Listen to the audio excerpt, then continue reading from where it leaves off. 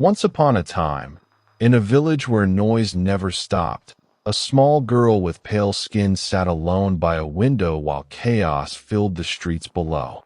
Maya had always been different. While others shouted to be heard, she chose to listen to what lived beneath the noise. The villagers thought something was wrong with her, whispering that a child so quiet must be broken somehow.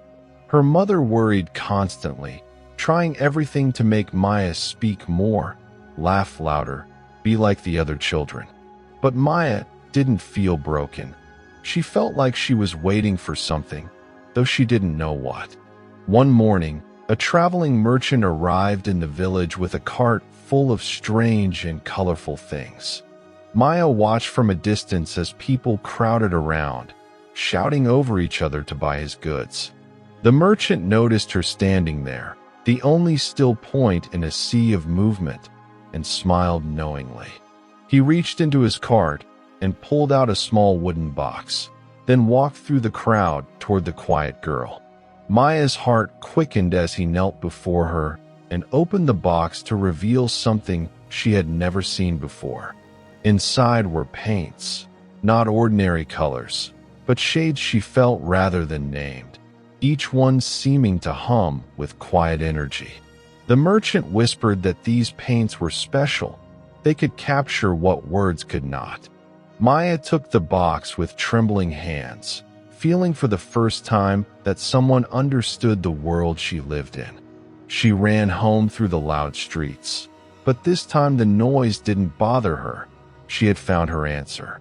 That evening, Maya sat in her room with a blank piece of paper, staring at it as darkness fell around her. She didn't know what to paint, only that she needed to paint something true. She closed her eyes and listened, really listened, to what the silence underneath all the noise felt like. Then her brush touched the paper, and something inside her broke open like dawn breaking through night.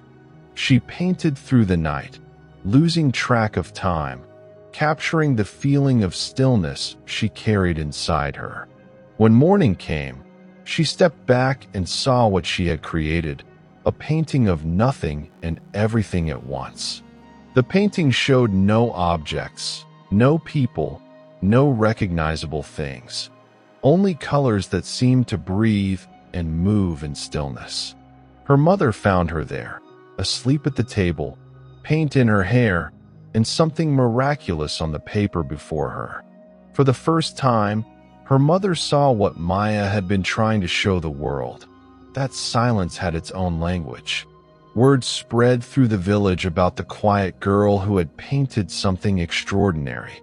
People began arriving at her door, wanting to see the painting the merchant had somehow known she would create. At first, they didn't understand. They looked for houses, trees, faces, anything familiar they could name and claim to know. But then someone stopped talking and simply stood before it, and in that moment of quiet, they felt something shift inside them. One by one, as the villagers learned to be quiet, they began to see what Maya had painted, their own forgotten stillness. Maya watched them discover what she had always known, that beneath all their noise was something they had abandoned long ago. Days passed, and Maya continued to paint, each piece capturing a different shade of silence she discovered inside herself. Some paintings felt like the silence before dawn, others like the pause between heartbeats, each one a moment frozen and made visible. But not everyone was pleased. Some villagers grew angry that a child was teaching them something they thought they should already know.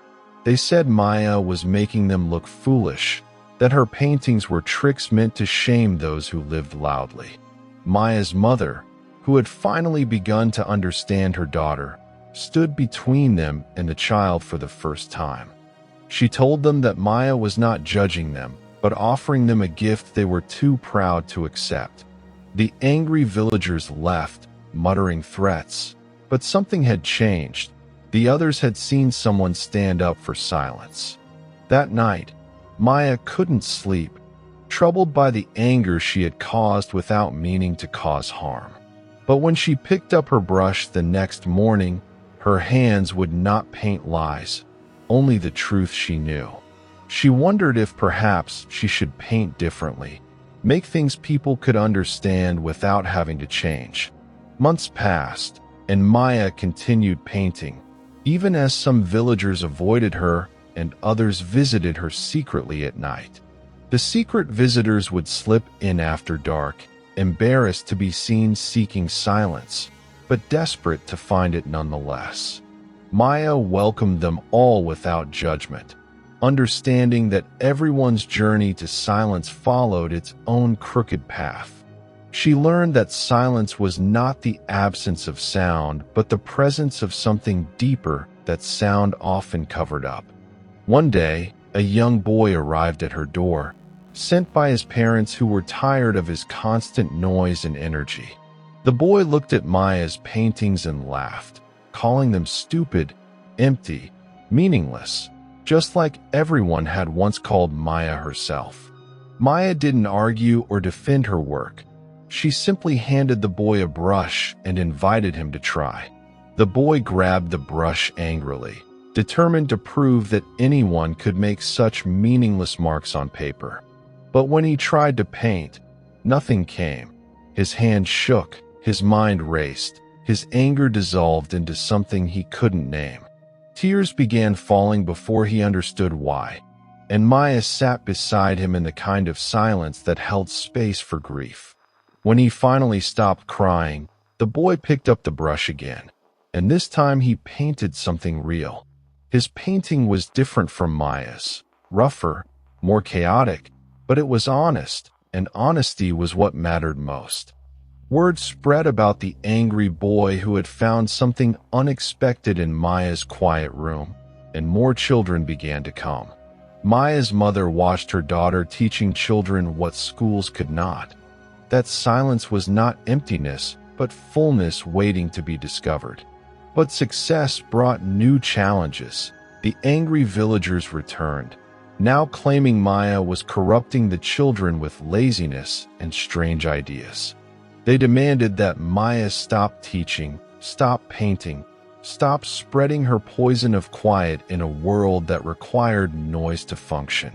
Maya stood before them, no longer the small frightened girl, but a young woman who had learned that truth didn't need to shout. She told them they could take her paintings, burn them, forbid her to teach, but they couldn't take what she had given the children. The children had already learned to find the silence inside themselves, and that could never be unlearned or destroyed. The angry parents realized they had already lost what they came to fight for. Their children had discovered something they couldn't take away. Slowly, the crowd dispersed, and for the first time in anyone's memory, the village square fell completely silent. In that silence, something shifted.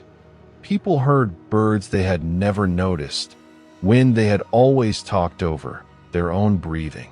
Maya returned to her room where the children waited, and together they painted without speaking, their brushes saying what words never could. Years passed, and Maya grew from a girl into a young woman. Her room transformed into a gallery that people traveled from distant villages to visit. But she never sold her paintings or sought recognition. She gave them freely to anyone who came seeking the silence they had lost. The children Maya had taught grew up and taught their own children, creating a quiet revolution that spread through generations. The village itself began to change. People spoke less, but listened more, moved slower, but arrived at better destinations. They discovered that in silence, they could hear things they had been shouting over, each other's pain, joy, hope, and fear.